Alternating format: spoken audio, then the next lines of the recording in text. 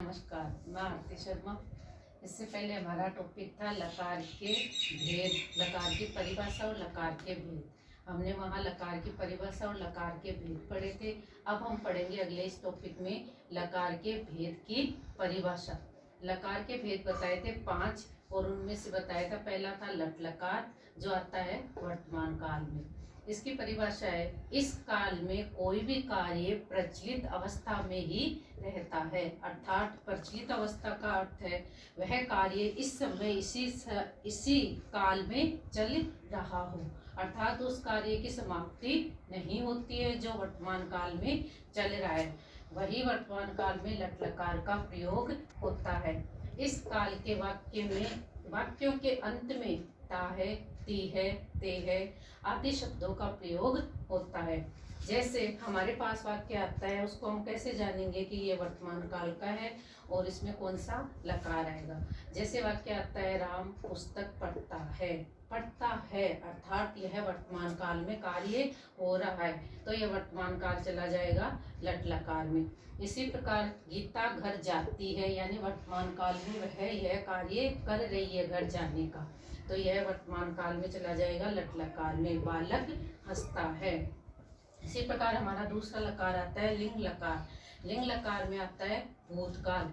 इसकी परिभाषा है, जिसमें कार्य की समाप्ति हो जाती है उसे भूतकाल कहते हैं, अर्थात हमारा कार्य हो चुका होता है, ऐसा कोई वाक्य हमारे पास आता है तो वह भूतकाल कहलाता है। भूतकाल में लिंग लकार का प्रयोग किया जाता है। जैसे वाक्य आता है, राम गांव गया। इस वाक्य से हमको यह सूचित हो रहा है कि राम गांव गया। कब गया था? भूतकाल में गया था। भूतकाल में जाने से यह वाक्य लिंग लकार का बन जाता है। राम राजा हुए। कब हुए? भूतकाल में हुए थे। तो यह भूतकाल जो हमारा पीछे बीता हुआ काल है उसी को भूतकाल कहा जाता है, और यह भूतकाल लिंग लकार बन जाता है। मोहन ने गृह कार्य किया। कब किया? भूतकाल में किया।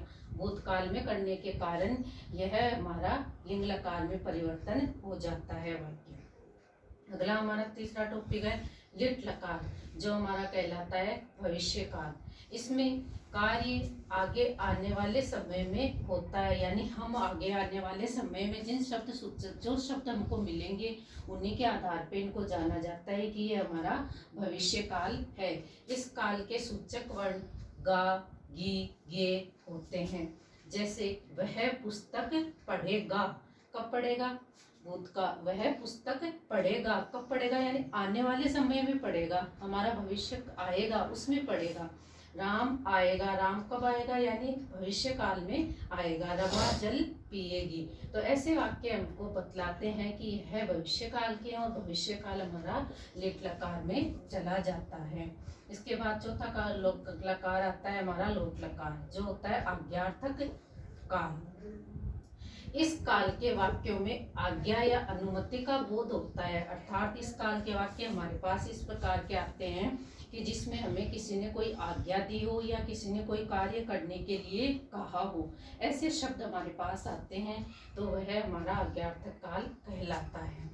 आशीर्वाद आदि के अर्थ में भी इस लकार का प्रयोग होता है, यानी कोई हमको आशीर्वाद देता है, ऐसा कोई वाक्य हमारे पास आता है। जैसे तुम यशस्वी बनो, ऐसा आज्ञार्थक, हमने आज्ञा दी इसलिए वो है आज्ञार्थक काल होता है। जैसे तुम घर जाओ। जाओ यानी आज्ञा मिली है, अनुमति मिली है कार्य करने की, तो वह हमारा आज्ञार्थक काल हो जाता है। राम पुस्तक पढ़े, ये भी एक आज्ञा मिली है, तो ये हमारा आज्ञार्थक काल कहलाता है। तुम जल्दी आओ, ये भी आज्ञा मिली है, इसमें आज्ञावाचक शब्दों का प्रयोग होता है, इसलिए हमारा आज्ञार्थक काल कहलाता है और वह आता है लोट लकार में।